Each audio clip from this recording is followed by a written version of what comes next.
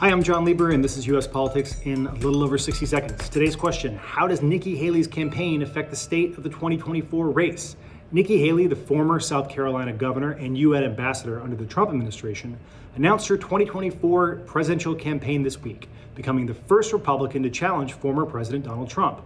Haley said in 2021 that she would not run for president if Trump were to do so, a comment that has already drawn flak from the former president, but her shift in approach reflects how far Trump has fallen within the GOP over the last 2 years. Trump has looked much weaker in 2022 than he did in 2021, and weaker still since his candidates largely flopped in the midterm elections last November.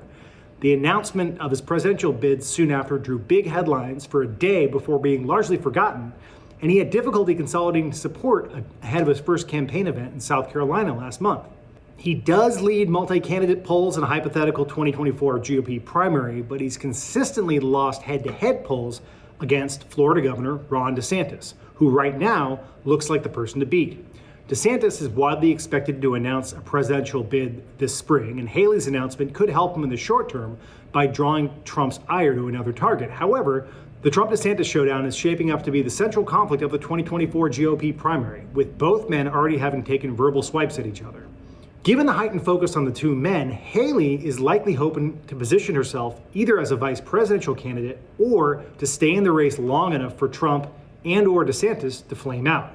She will not be the last person to consider this strategy, as other governors, including Brian Kemp, Glenn Youngkin, Greg Abbott, and Chris Sununu, could also test out the waters later this year. Former VP Mike Pence could also get in, meaning that this could shape up to be a very competitive primary, with candidates designed to appeal to a different slice of the Republican electorate. Trump maintains a base of diehard supporters.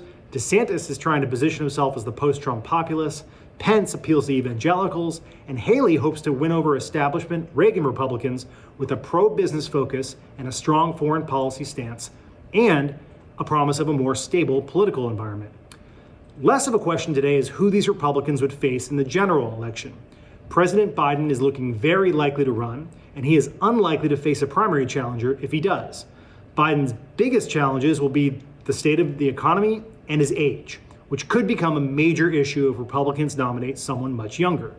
Political scientists have found that there is a penalty for older politicians that grows with their age, which may not seem obvious in the US given the advanced age of many of our political leaders, but does hold generally around the globe.